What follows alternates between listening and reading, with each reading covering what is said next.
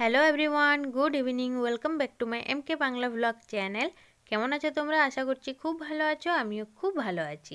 আবারও চলে এসেছি তোমাদের কাছে নতুন একটি ব্লগ নিয়ে। ব্লগটা স্কিপ না করে শেষ পর্যন্ত দেখতে থাকো, আশা করছি তোমাদের খুব ভালো লাগবে। তো আজকের এই ব্লগটা আমি বিকেল থেকেই শুরু করলাম। আর এখানে দেখো আমার তোজো সোনা খেলা করছে। তো তোজোকে যখনই তোমরা দেখবে, ও এই খেলনাটা নিয়েই খেলে। আসলে ওর বড় দিদিভাই ওকে এই খেলনাটা গিফট করেছে, তো ওই কারণেই ওর এতটা পছন্দ। তো ও এখানে খেলুক। এবার চলো দেখাই যে মা বাইরে কি করছে। তো চলো দেখতে থাকো এবং সঙ্গে থাকো। তো এখানে দেখো মা করছে পিঠে, আর এখানে পূজা মাকে পিঠে করতে সাহায্য করছে। তো এখানে মা করছে চিনির পিঠে। এই পিঠেটা চালের গুঁড়ো আর চিনি মিক্স করে করা হয়। তেলে ছাঁকতে হয় এই পিঠেটা, খেতে কিন্তু দুর্দান্ত স্বাদের হয়। আর এই পিঠেটা দুজন মিলে করলে একটু তাড়াতাড়ি হয়, আর সময়টাও কম লাগে। একজন করলেও করতে পারবে, কিন্তু অনেকটাই সময় লেগে যাবে। আসলে এই পিঠেটাকে হাতের আঙ্গুলের সাহায্যে চেপে চেপে গোল করতে হয়, কারণ এই পিঠেটার যে বেটারটা হয় সেটা এতটাই নরম হয় যে বেলা সম্ভব না। তাই হাতের আঙ্গুলের সাহায্যে চেপে চেপে লুচির মতো গোল করে এই পিঠেটাকে করতে হয়। আর এটা হচ্ছে মকর সংক্রান্তির দুদিন আগের ভিডিও। আসলে আমাদের বাড়িতে নিয়ম আছে, মকর সংক্রান্তির দুদিন আগে একটা পিঠে করতে হয়। সে পিঠেটা অনেকটা ধোসার মতো দেখতেও হয়, আবার খেতেও হয়।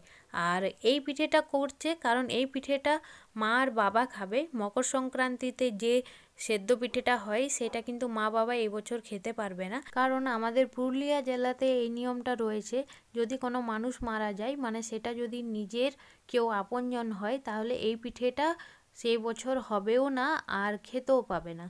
তো যেহেতু আমার দাদু এবছর মারা গেছে, মানে আমার মায়ের বাবা মারা গেছে, ওই কারণে মা বাবা দুজনেই এই পিঠেটা খেতেও পারবে না, আবার করতেও পারবে না। ওই কারণে মকর সংক্রান্তির দিনে যেহেতু স্নান করে পিঠে খেতে হয়, তো তাই মা আর বাবাই এই তেলের পিঠেটা খাবে। আর তোমাদেরকে এতক্ষণ যে পিঠেটার কথা বলছিলাম যে আজকের দিনে যে পিঠেটা করতে হয়, তো এটা হচ্ছে সেই পিঠেটা এখন পূজা করছে, যেটা ধোসার মতো দেখতেও হয়, আবার খেতেও অনেকটা ওই রকমই হয়। আর এই পিঠেটাও কিন্তু চালের গুঁড়ো দিয়েই হয়, কিন্তু এর মধ্যে আরও অনেক কিছু দেওয়া রয়েছে, যেমন টমেটো সেদ্ধ, আলু সেদ্ধ, বাঁধাকপি সেদ্ধ, আর রয়েছে পেঁয়াজ পাতা কুচি আর ধনে পাতা কুচি, তার সাথে কিছু মশলাও রয়েছে, দিয়ে এই ব্যাটারটাকে তৈরি করা হয়।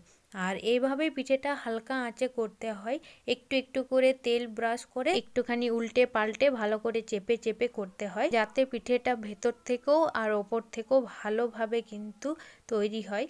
আর দেখো অপরটা একটু একটু লাল হয়ে এসেছে, মানে পিঠেটা প্রায় তৈরি হয়ে গেছে, ভেতরটাও ভালোভাবে হয়ে এসেছে। তো এখানে দেখো পূজা ভালো করে খুন্তি দিয়ে চেপে চেপে পিঠেটাকে ভাজছে। পিঠেটা দেখো লাল হয়ে এসেছে, লাল হয়ে গেছে মানে পিঠেটা হয়ে এসেছে। তো এইভাবেই উল্টে পাল্টে দুদিকেই ভালো করে লাল করে ভাজতে হবে। পিঠেটা যত ভালো ভাজা হবে তত বেশি কিন্তু খেতে ভালো হয়। এই পিঠেটা খুব নরম হয়, আবার খুব পাতলাও হয়, তার সাথে একটুখানি মুচমুচেও লাগে, যার কারণে পিঠেটা খেতে আরও বেশি সুস্বাদু হয়। এই পিঠেটার সাথে কিন্তু খেজুরের গুড় দুর্দান্ত লাগে, আর আখের গুঁড়োর সাথেও কিন্তু খুব ভালো লাগে। পিঠেটা দেখে আর লোভ সামলাতে না পেরে দেখো আমি পিঠে নিয়ে চলে এসেছি। আর এখানে আমার তোজো সোনাও কিন্তু খাওয়ার জন্য অস্থির হয়ে গেছে। আর পিঠের সাথে নিয়েছি একটুখানি আখের গুড়, বাড়িতে আখের গুড়েই ছিল, ওই কারণে আখের গুড়েই নিয়েছি। আর আখের গুড়ের সাথেও কিন্তু এই পিঠেটা খেতে দুর্দান্ত লাগে। আর তোজো এই পিঠেটা খেতে খুবই ভালোবাসে, এর আগেও কিন্তু এই পিঠেটা বাড়িতে হয়েছে, ও কিন্তু খুব ভালোবাসে আর খুব ভালোও খায়। পিঠেটা দেখা মাত্রই কিন্তু তোজো চিৎকার চেঁচামেচি শুরু করে দিয়েছিল, তাই আগে ওকেই খাইয়ে দিচ্ছি।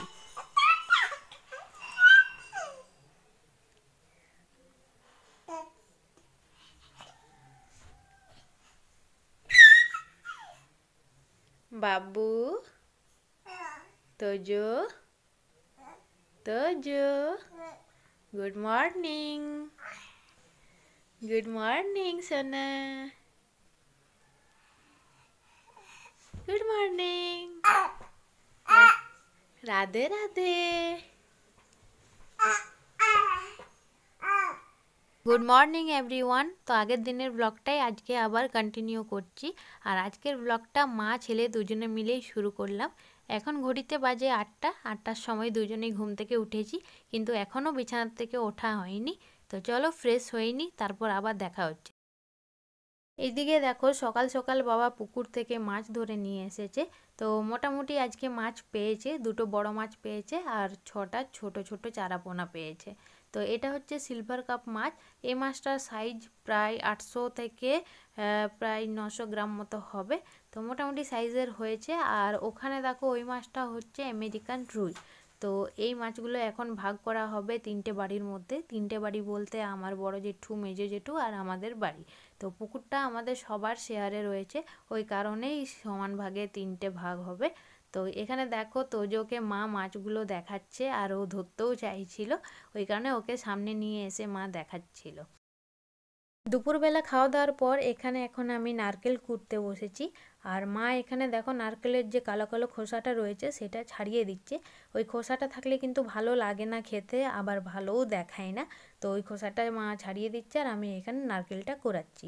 আর নারকেল দিয়ে কি হবে বলো তো, নারকেল দিয়ে নারকেলের নাড়ু হবে আর তার সাথে ওই যে সেদ্ধ পিঠে হবে, ওই সেদ্ধ পিঠেটার পুরো করা হবে নারকেলে। আর এখানে দেখো পূজা সেদ্ধ পিঠে করার জন্য চালের গুঁড়োটাকে গরম জলের মধ্যে দিয়ে মাখছে আর ছোট বৌদি পূজাকে একটুখানি সাহায্য করে দিচ্ছে।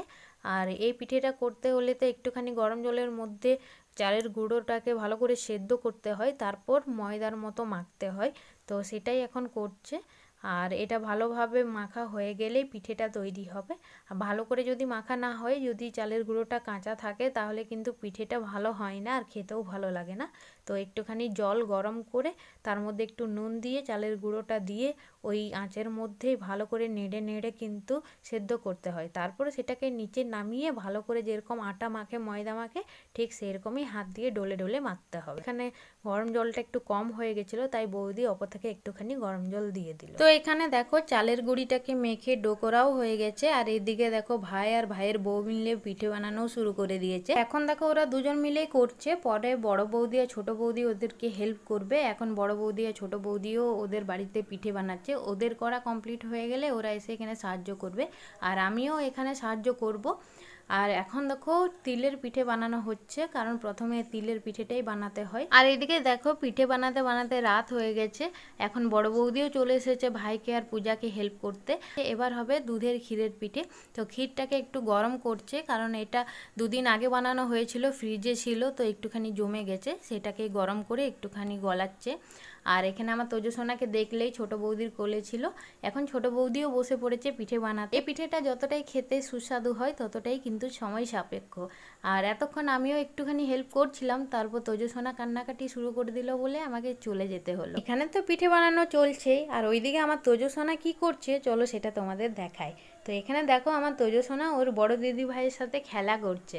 আর এই ভিডিওটা শীতের দিনের, কিন্তু তোমরা দেখছো এই বর্ষাকালে।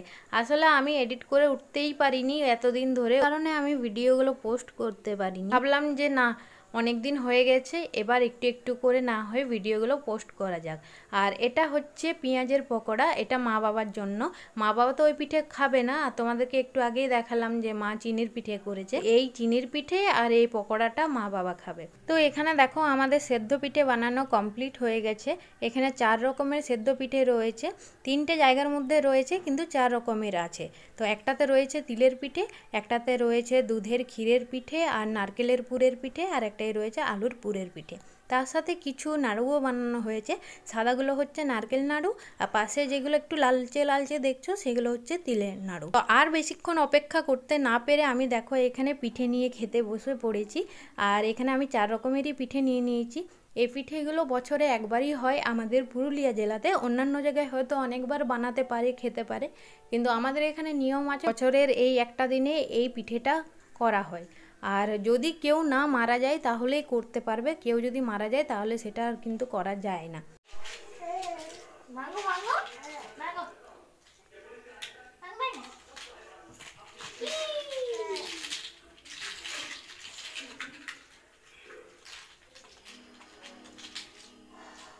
আমি তো এইদিকে আমার খাওয়া দাওয়া কমপ্লিট করে চলে এসেছি, কিন্তু আমার তোজো সোনা কিন্তু এখনও ঘুমায়নি। রাত 11টা বাজতে যায়, কিন্তু ওর চোখে এখনও দেখো ঘুম নেই। ওর 2 দিদিকে পেয়ে ও খুব খুশি, খুব খেলাতে ব্যস্ত। তো বন্ধুরা, আজকের এই ব্লগটা দেখতে তোমাদের কেমন লাগলো অবশ্যই কমেন্ট করে জানিও। এই ব্লগটা হচ্ছে 4-5 মাস আগেকার। তোমাদেরকে আমি প্রথমেই বললাম এই ভিডিওটা শীতকালে শীতকালে আমি এই ভিডিওটা শ্যুট করেছিলাম, কিন্তু এতদিন ধরে এডিট করতে পারিনি বলে পোস্ট করতেও পারিনি। এখন চেষ্টা করছি একটু একটু করে এডিট করে ভিডিওগুলোকে পোস্ট করার। তো প্লিজ তোমরা আগের মতোই আমাকে একটুখানি সাপোর্ট করো, যাতে আমি নতুন নতুন ভিডিও করার আরও আগ্রহ পাই। তো চলো আজকের মতো এই পর্যন্তই রাখলাম।